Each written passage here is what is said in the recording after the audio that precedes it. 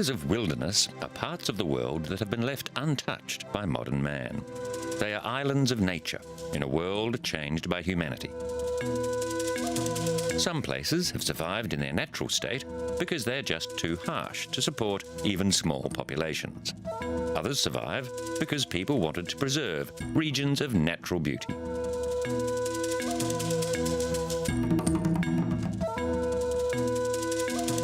In the middle of the 18th century, the world's population was less than 800 million. Today, it is approaching 7 billion people, all needing a share of the Earth's resources.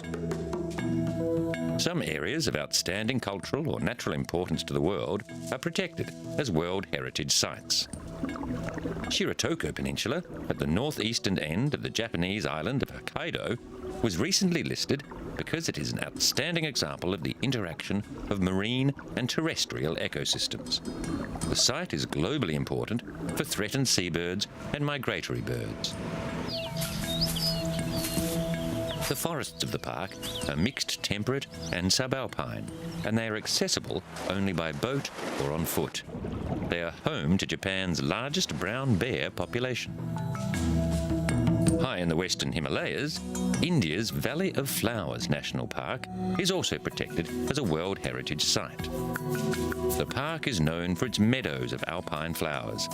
It encompasses a unique transition zone between the mountain ranges of the Zanskar and Great Himalaya. It adjoins the Nandi Devi National Park, which was inscribed on the World Heritage List in 1988. In Norway, Geirangerfjord and Njordfjord are among the world's longest and deepest fjords. Their crystalline rock walls rise up to 1,400 metres from the Norwegian Sea and extend 500 metres below sea level. The archipelago of St Kilda, in Scotland's Outer Hebrides, was initially inscribed on the World Heritage List for its outstanding natural features and wildlife in 1986. Recently, the site's inscription was extended to cover its cultural value. Populated until the 1930s, the islands bear evidence of more than 2,000 years of human occupation. They include stone structures dating back to the Bronze Age and the remains of a subsistence economy. Vredefort Dome, southwest of Johannesburg, is a representative part of a larger meteorite impact structure, or astrobleem. Dating back 2,000 million years, it is the oldest and largest astrobleem on Earth. The desert is not a place you'd expect to find whales, but the Wadi al-Hitan Valley in the western desert of Egypt contains fossil remains of the earliest known suborder of whales, the Archaeoceti. These fossils represent one of the major stories of evolution, the emergence of the whale as an ocean-going mammal. The Sea of Cortez and its islands in the Gulf of California in northeastern Mexico have been called a natural laboratory. Almost all major oceanographic processes occurring in the planet's oceans are present in this area.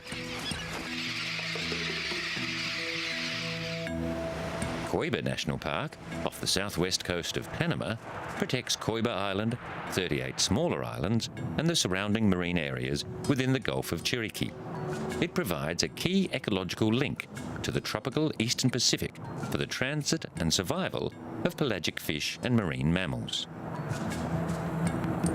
The park provides shelter for 891 different fish species and 2/5 of the world's marine cetaceans, while its tropical jungles are home to howler monkeys, scarlet macaws, and crested eagles. The last great wilderness is Antarctica, the frozen continent.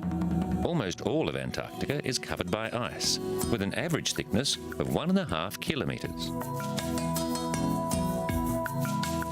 It belongs to no country. Though some nations have laid claim to parts of the continent, these are not generally recognised by other countries. There is an international treaty regulating activity in Antarctica, but the continent's frigid climate is what really protects it from exploitation.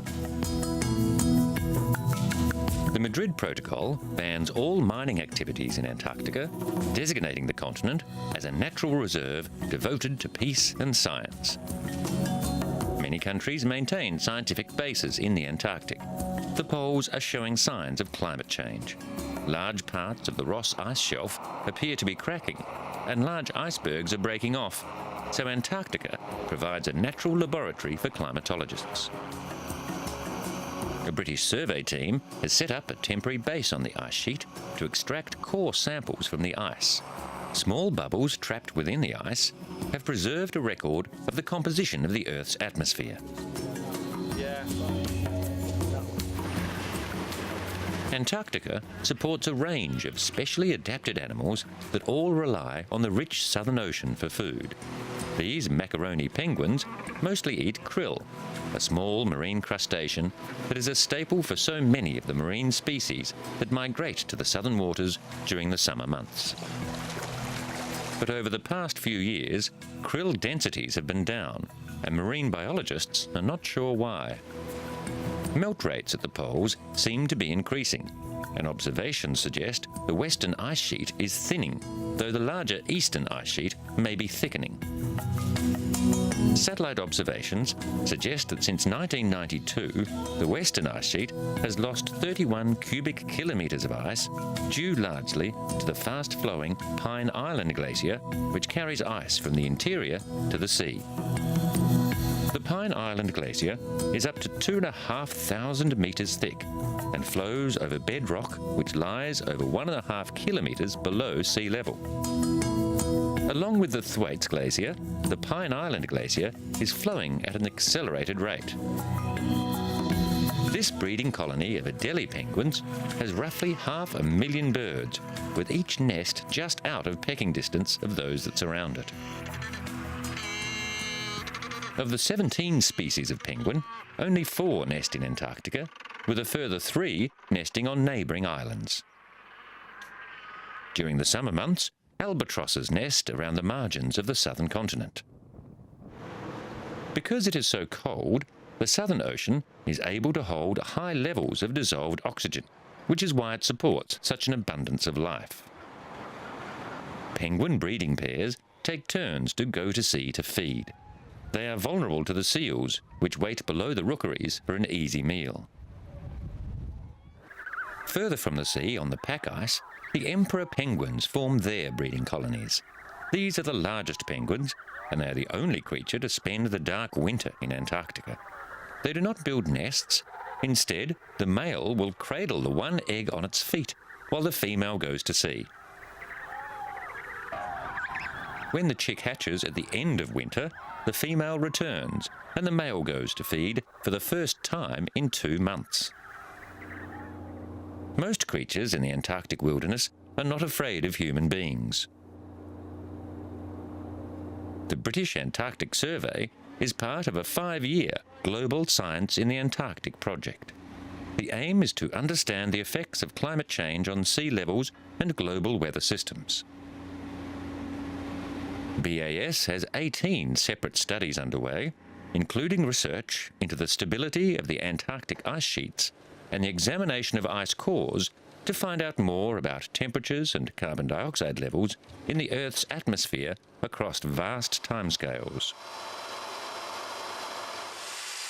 Ice cores contain an accurate record of past climate. Deep core samples from the Russian Vostok base have yielded atmospheric information from as much as 720,000 years ago. Though the Antarctic is a very harsh place, it is also very fragile. The changes just becoming obvious here will have a planetary significance.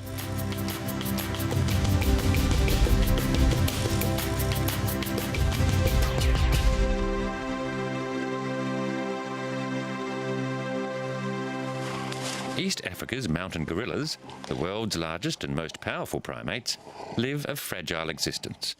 Their habitat is under pressure from an insatiable demand for farmland and timber. Experts estimate that barely 700 survive in the wild. Found in just 2 areas on the war-ravaged borders of Uganda, Rwanda and the Congo, The gorilla's safest sanctuary is Uganda's 330 square kilometre Bwindi Impenetrable National Park, a mountain wilderness of steep hills, narrow valleys and thick forest.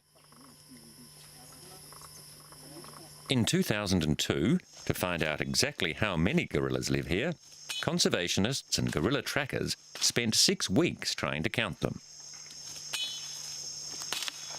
Even with 6 teams searching for them, the gorillas are hard to track down, so the zoologists had to find an accurate method to count them. Each night, they make new night nests by bending over leaves and branches. Because each gorilla makes its own nest, by counting the nests after the gorillas have moved on, the team was able to accurately count the gorillas in a group. In Uganda alone, there weren't enough experienced trackers to undertake the project, so colleagues from the neighbouring Virunga National Park came to help out. Gerard Murungezi, a Congolese tracker, said tracking gorillas in Bwindi was more difficult. Because the soft vegetation that the gorillas prefer to eat is less plentiful in this region, the animals have to range further each day. So as not to lose their bearings in the impenetrable forest, a GPS unit was used. Although beneath the dense forest canopy, it was often difficult to lock on to a strong enough signal to get an accurate reading. So we found the trail somewhere here. The team plotted their location and the position of the gorillas' nests on the map. Samples of hair and dung were collected for later analysis. In the laboratory, hormone levels from the samples can indicate any stress that the populations are under. Bwindi is visited regularly by tourists, providing valuable revenue for the Uganda Wildlife Authority, which manages the park. In March 1999, the park was struck by tragedy. Rwandan rebels killed 8 tourists and a ranger, bringing tourism to a temporary halt. Since then, security has been improved with regular army patrols, and the park warden is confident that tourists have nothing to fear. Despite rocky political relations between the neighbouring countries, when it came to gorilla conservation, the teams were more interested in learning from each other and getting on with work. 2 years later, for the first time in more than 15 years, the nearby Virunga National Park carried out a census of gorillas in its mountain forests.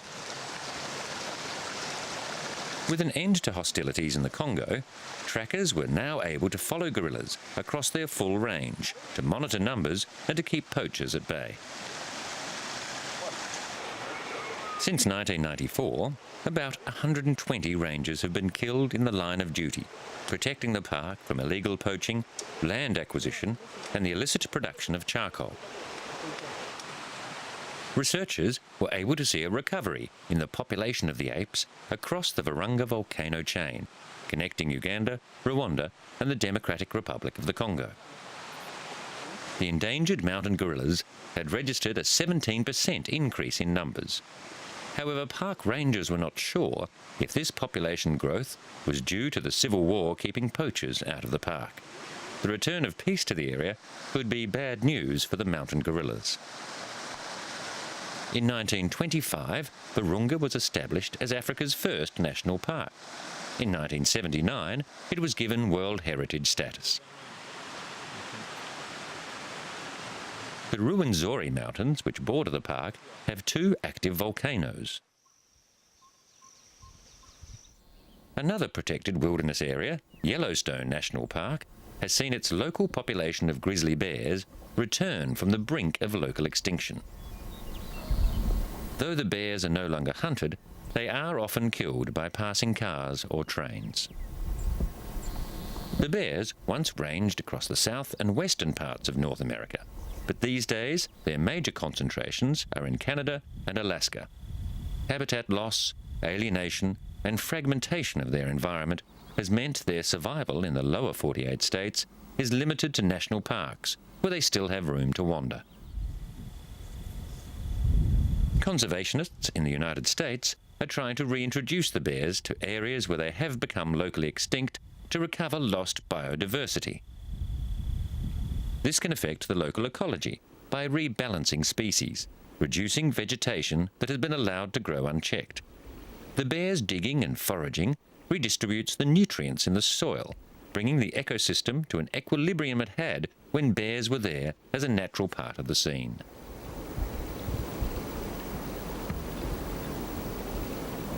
Some Americans were arguing that the bear's recovery could mean they became legitimate targets for hunters, but this idea has not been taken seriously.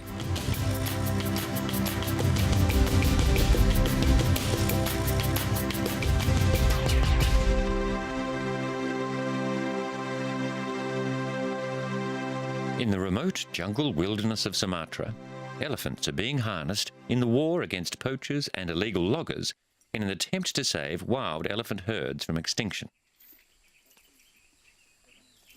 It's a unique patrol unit of 5 endangered Sumatran elephants and their handlers, trekking through some of the world's toughest terrain in the Gunung Lesser National Park in northern Sumatra. The park itself encompasses nearly 2.5 million hectares of tropical rainforest and is the only place on Earth where 4 of the world's most spectacular animals, the orangutan, rhinoceros, elephant and tiger, can be found living together. But the park and its rare animals are under threat.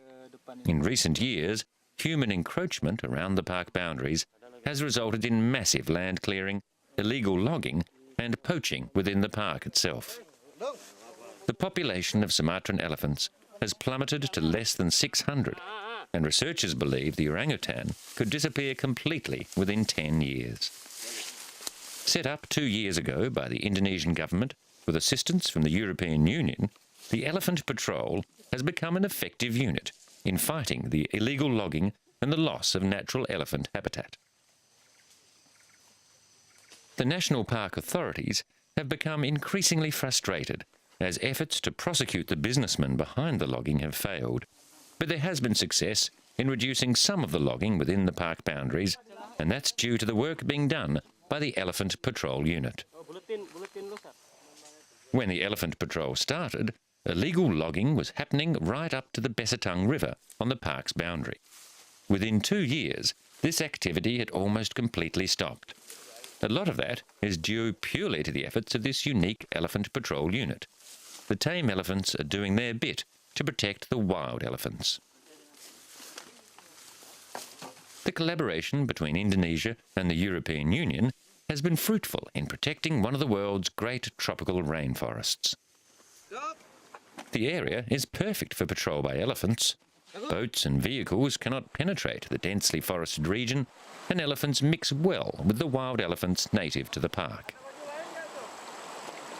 As well as transporting the rangers, the elephants are used to trample illegal loggers' huts and rip up illicit palm oil plantations. After long hours on patrol through the thick jungle, the elephants can look forward to a cool bath and a good scrub. Washing the elephants reinforces the bond between keeper and his animal, and the rangers spend a great deal of time at the end of the day grooming their beasts.